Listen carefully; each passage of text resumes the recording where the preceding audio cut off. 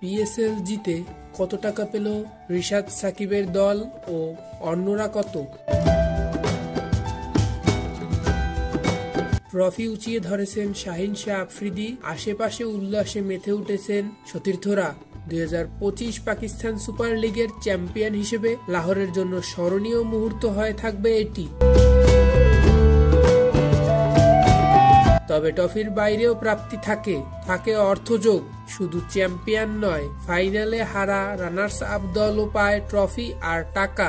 এছাড়া টুর্নামেন্ট সেরা, ফাইনাল সেরা, সেরা ব্যাটসম্যান, সেরা বোলার, সেরা ফিল্ডার সহ আরো অন্যান্য পুরস্কার তো থাকেই।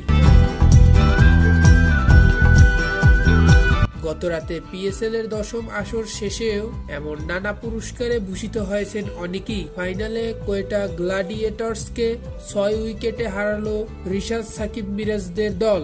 চ্যাম্পিয়ন লাহোর, চ্যাম্পিয়ন হিসেবে 14 কোটি পাকিস্তানি রুপি, যা বাংলাদেশি মুদ্রায় 6 কোটি 50 লাখ টাকার কাছাকাছি, আর মার্কিন ডলারে 5 লাখ।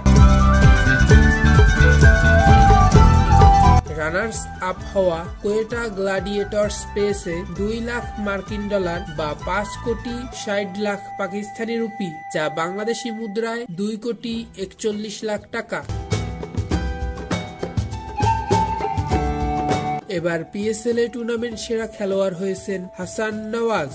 কোয়েটায় খেলা এই ডানহাতি ব্যাটসম্যান রান করেছে 400 থেকে 1 রান কম। টুর্নামেন্ট সেরা হিসেবে পেয়েছেন 30 লাখ পাকিস্তানি রুপি। এর পাশাপাশি আরেকটি পুরস্কারও পেয়েছেন নওয়াজ, একটি বিদ্যুৎ চালিত গাড়ি। টুর্নামেন্ট সেরা ব্যাটসম্যানের পুরস্কার হিসেবে 35 লাখ পাকিস্তানি রুপিও পেয়েছেন নওয়াজ।